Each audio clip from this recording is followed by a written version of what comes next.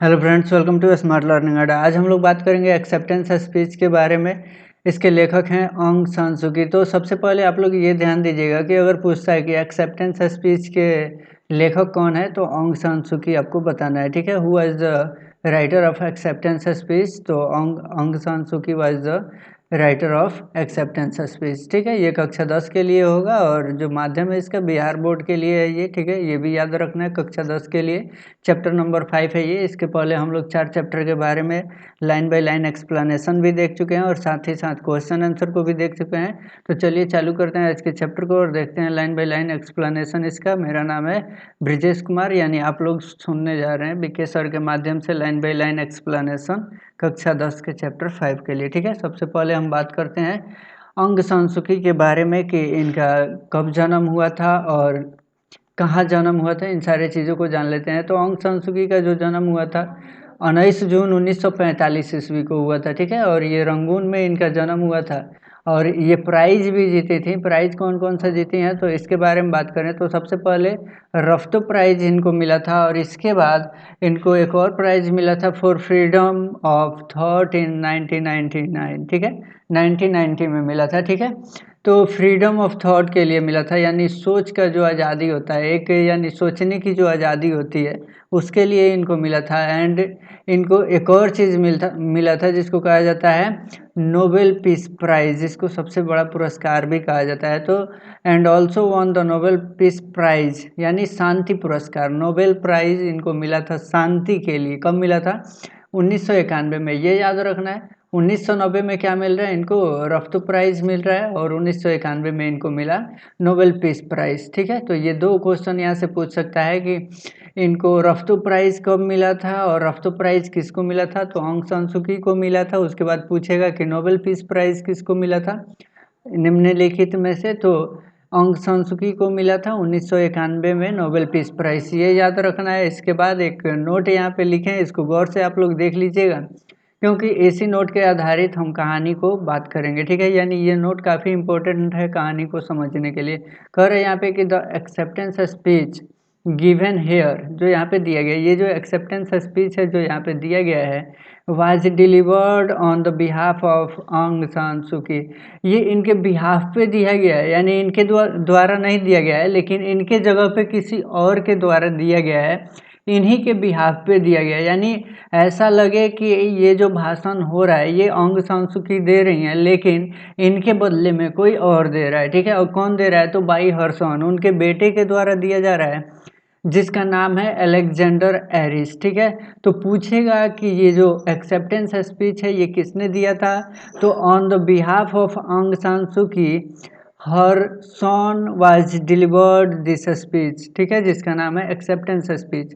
तो Aung San Suu की के बेटे ने दिया था जिसका नाम था Alexander Aris on the behalf of Aung San Suu की। ये याद रखना है। ठीक है, यानी उन्हीं के बिहाफ पे उनके बेटे अलेक्जेंडर ने ये स्पीच दिया था। ठीक है, तो हम बात करते हैं आगे स्पीच के बारे में कि स्पीच में क्या था और इनके बेटे ये जो अलेक्जेंडर एरिस हैं ये क्या भाषण दिए थे इनके बिहाफ पे, ऑंग सान सू की के बिहाफ पे। तो एक्सेप्टेंस स्पीच को हम हिंदी के माध्यम से समझेंगे समरी को, क्योंकि स्पीच है अंग्रेजी में आप लोग भाषण को सुनिएगा तो भाषण आप लोगों को समझ में आएगा नहीं, क्योंकि बिहार बोर्ड के स्टूडेंट आप लोग हैं। और साथ ही साथ अगर हम हिंदी में कहानी याद करते हैं तो काफ़ी आसानी से याद हो जाएगा। तो अंग्रेजी हो या हिंदी, आप लोगों को समझना एक ही पॉइंट को है कि ये कहानी कह के आ रहा है। ठीक है, अंग्रेजी पढ़ के हिंदी बताएंगे, अगर हिंदी ही सुन लेते हैं तो काफ़ी इजीली याद हो जाएगा। ठीक है, तो यहाँ पे सबसे पहले नोबेल का शांति पुरस्कार सन 1991 में प्राप्त करने वाली वर्मा म्यांमार की क्रांतिकारी नेता आंग सान सू की के पुत्र अलेक्जेंडर एरिस ने ओस्लो में 10 दिसंबर 1991 को वहाँ एकत्रित जन समुदाय को संबोधित किया। ये जो अलेक्जेंडर एरिस था आंग सान सू की का बेटा, ये क्या कर रहा है कि नोबेल प्राइज़ प्राप्त करने के लिए उनके बिहाफ पे, यानी उनके जगह पे ये जा रहा है 10 दिसंबर 1991 को और वहाँ जितने भी लोग एकत्रित हुए उनको संबोधित करता है सू की कैद की सज़ा काटने के लिए। ये सू की कैद की सज़ा काट रही होती हैं ऑंग सान सू की। ठीक है, तो समारोह में इसी की वजह से ये शामिल नहीं हो पाती हैं, चूँकि आंग सान सू की जो थी वो कैद की सज़ा काट रही थी। किसी कैद का इनको कोई सज़ा सुनाया गया था जिसकी ये सज़ा काट रही थी, और सज़ा काटने के वजह से ये वहाँ पे सम्मिलित नहीं हो सकी थी, जिसकी वजह से उनका जो बेटा था अलेक्जेंडर एरिस वो आया था लोगों को संबोधित करने के लिए, और साथ ही साथ उस प्राइज़ को ग्रहण करने के लिए आंग सान सू की के बदले में, ठीक है? वो क्यों जेल में गई थी इसके बारे में भी आगे पॉइंट आएगा, तो तुरंत हम आप लोगों को बताएँगे, ठीक है? सबसे पहले हम आप लोगों को बता दें कि ये कहता क्या है कि सभापति तथा अन्य पदाधिकारियों को संबोधित करते हुए एरिस ने अपनी माँ के संदेश को उनके समक्ष प्रस्तुत किया।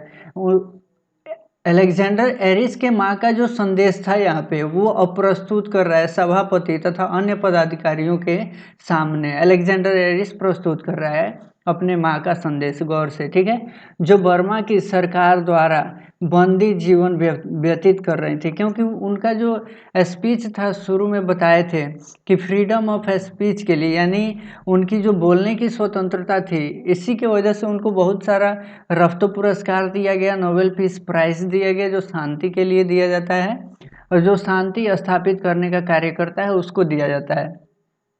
इसके बावजूद भी उनको वर्मा की सरकार द्वारा बंदी बना दिया गया, जिसकी वजह से वो बंदी जीवन व्यतीत कर रही थी। लेकिन जब प्राइज़ का बात आया तो उनका बेटा जो अलेक्जेंडर एरिस था वो अपने माँ के जगह पे पहुँचता है और सभापति तथा अन्य अध्यक्ष पदाधिकारियों को और जितने भी लोग हैं उनको संबोधित करता है, और उनके माँ का जो संदेश रहता है वो पहुँचाने के लिए यहाँ पे लोगों के पास पहुँचता है।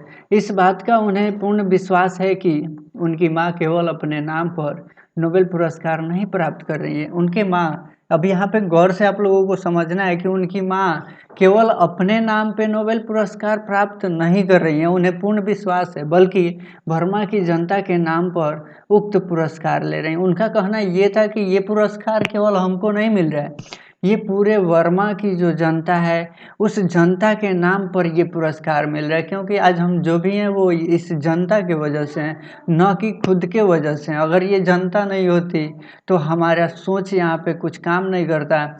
इसी जनता की वजह से जो भी आज हम हैं वो है। तो चूँकि ये हमको पुरस्कार मिल रहा है तो ये पुरस्कार उन सभी जनता के नाम पे मिल रहा है। वह सोचती हैं कि उन समस्त देशवासियों ने लोकतांत्रिक बर्मा के निर्माण हेतु अपने सुख, स्वच्छंदता तथा जीवन का बलिदान करना अनवरत जारी रखा है।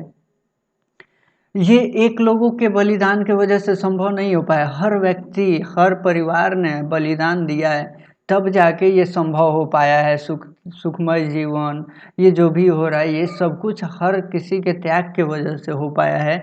इसीलिए वो कहते हैं कि ये जो पुरस्कार मिल रहा है ये पूरे जनता के नाम पर मिल रहा है, न कि केवल मेरे नाम पे मिल रहा है, ठीक है। आगे ये क्या कहती हैं, कहती हैं कि वे सभी लोग नोबेल पुरस्कार जैसे उत्कृष्टतम पुरस्कार को प्राप्त करने के हकदार हैं, जिन्होंने इस आज़ादी में, इस स्वतंत्रता में, इस शांति स्थापना में जिसने हर किसी ने, हर परिवार ने अपना योगदान दिया, बलिदान दिया, उन हर इंसान को नोबेल पुरस्कार मिलना चाहिए। वो हर व्यक्ति इसका हकदार है। वे कहती हैं अंततः वे शांति, स्वतंत्रता तथा लोकतंत्र की स्थापना के लिए छेड़ा गया लंबा संघर्ष जीत लेंगे। इसके माध्यम से वो बताती हैं, कहती हैं उनकी यानी आंग सान सू की निष्ठा तथा त्याग ने ही उन्हें राष्ट्र की संभावित मुक्ति का अनुपम प्रतीक बना दिया है।